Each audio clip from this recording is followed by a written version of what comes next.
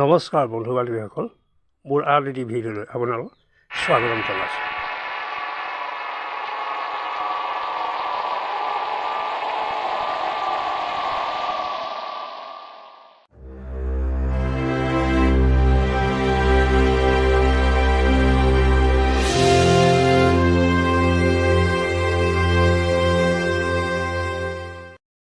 এই ভিডিঅ'টিত কেইখনমান দেশপ্ৰেমমূলক হিন্দী ছবিৰ নাম ক'বলৈ বিচৰা হৈছে। ভিডিঅ'টিলৈ যোৱাৰ আগতে আপোনালোকক অনুৰোধ কৰোঁ, মোৰ ভিডিঅ'টি চাই আপোনাৰ লাইক আৰু ছাবস্ক্ৰাইব কৰিবলৈ যেন নেপাহৰে।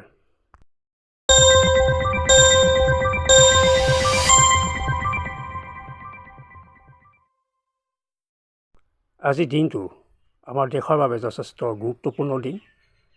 আজি হ'ল ৮০তম স্বাধীনতা দিৱস। এই উপলক্ষে সকলো বন্ধু বান্ধৱীলৈ স্বাধীনতা দিৱসৰ ওলগ যাচিলোঁ।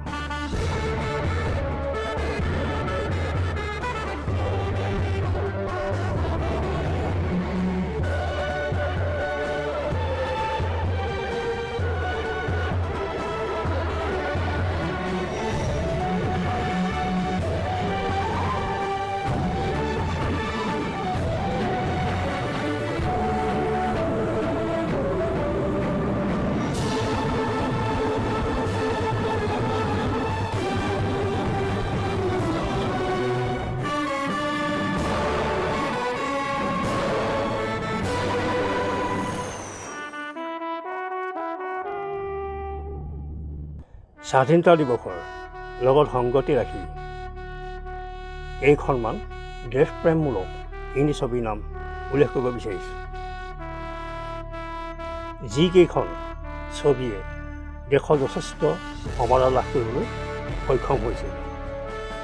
1962 চনত চীনা সৈন্যই আমাৰ দেশৰ বিশেষকৈ উত্তৰ পূৰ্বাঞ্চলত আক্ৰমণ চলাইছিল।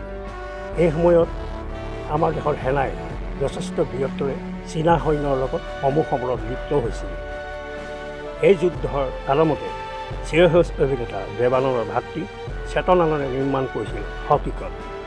এই ছবিখন আছিল এখন ব্লকবাষ্টাৰ ছবি। 65 চনত মনোজ কুমাৰে নিৰ্মাণ কৰিছিল শ্বহীদ নামৰ ছবিখন।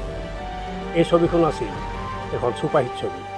সেই সময়ছোৱাতে দেৱানন্দে নিৰ্মাণ কৰিছিল প্ৰেম পূজাৰী। সেইখনো আছিল এখন দেশপ্ৰেমমূলক ছবি। মনোজ কুমাৰে নিৰ্মাণ কৰিছিল আন এখন দেশপ্ৰেমমূলক ছবি ক্ৰান্তি। এই ছবিখন আছিল এখন ব্লকবাষ্টাৰ ছবি। ছবিখনত অভিনয় কৰিছিল দিলীপ কুমাৰ, মনোজ কুমাৰ, শশী কাপুৰ, শত্ৰুঘ্ন সিনহা, হেমা মালিনী, পাৰ্ভিন বাবী আদি শিল্পী। আন এখন ব্লকবাষ্টাৰ ছবি আহিছিল বৰ্ডাৰ, যিখন ছবি নিৰ্মাণ কৰিছিল জে.পি. দত্তাই। ইয়াত অভিনয় কৰিছিল ছনী দেওল, জেকি শ্ৰফ, সুনীল ছেত্ৰী, ঐশ্বৰ খান্না, ৰাখী, পূজা ভট্ট আদি শিল্পীয়ে। বন্ধু বান্ধৱীসকল, আপোনালোকৰ আগত এইকেইখন ছবিৰ নাম উল্লেখ কৰিলোঁ। শেষত ধন্যবাদেৰে